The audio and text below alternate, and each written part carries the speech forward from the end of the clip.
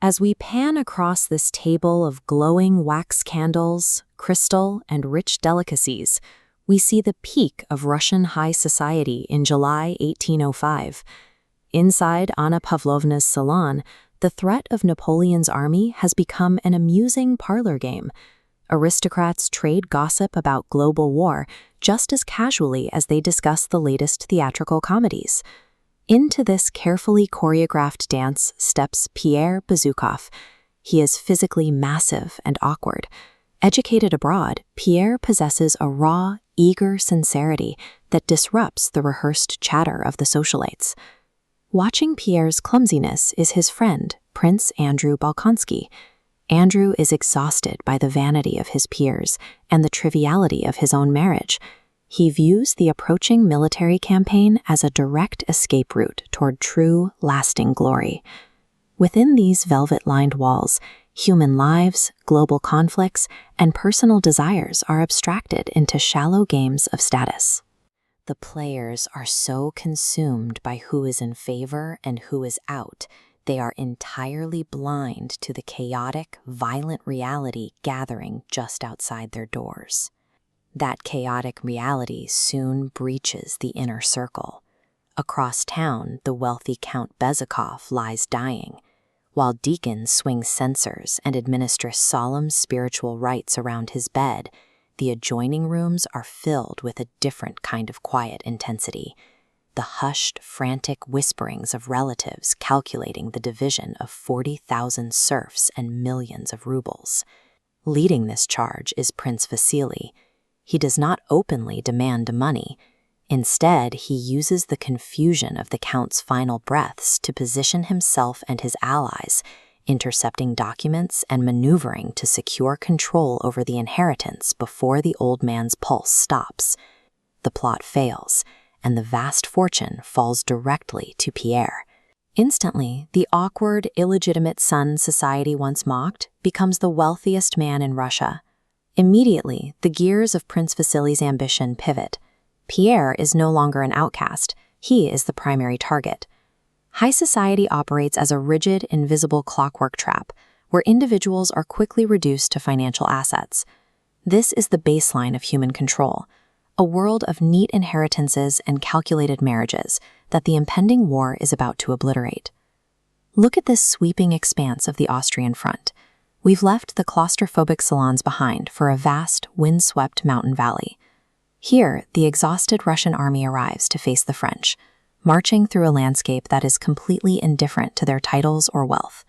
Yet, the generals and diplomats try to manage the campaign using the tools of flattery and vanity they perfected in Petersburg drawing rooms. They draft elegant plans and debate troop movements as if they are arranging seating charts for a dinner party. This approach collapses upon contact with the enemy. At the Thabor Bridge, a critical defensive choke point over the Danube, French marshals simply ride up to the Austrian defenders, smile, and spin a web of elaborate flattery. They convince the Austrian commander that an armistice has been signed, praising his military career, while their troops quietly cross the bridge and spike the defensive cannons.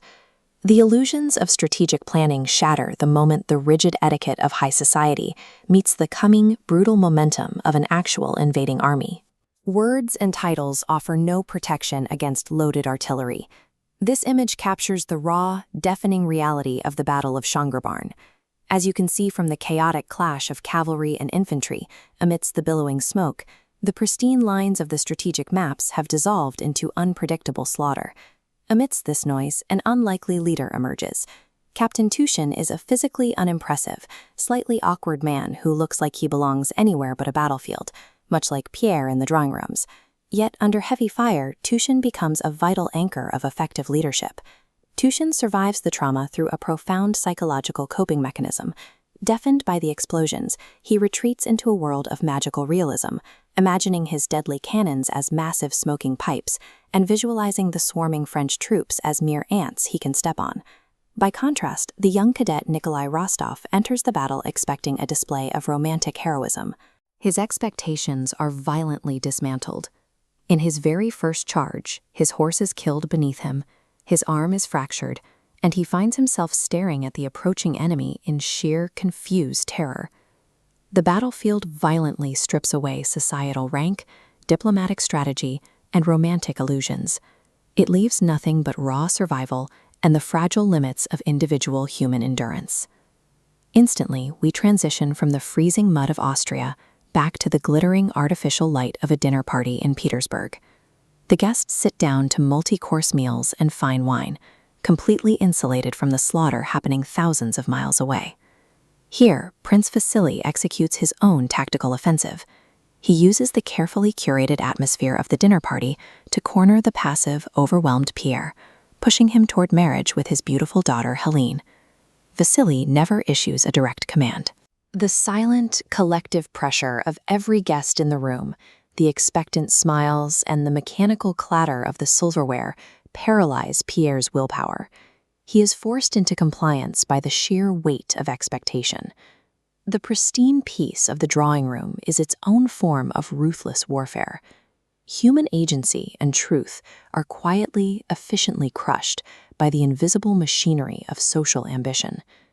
As thick snowflakes flutter down from a pitch-black sky onto the glowing embers of a dying campfire, a profound silence settles over the battlefield. Sitting alone by the fire, the wounded Rostov stares up into the dark canopy. He listens to the groans of the dying, and he realizes the complete indifference of the vast universe to his pain.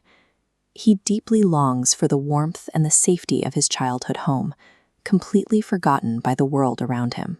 While the architects of society sit safely inside their opulent palaces, believing they can maneuver fortunes and direct human lives, they are dwarfed by the overwhelming, uncontrollable forces of nature and death waiting in the snow.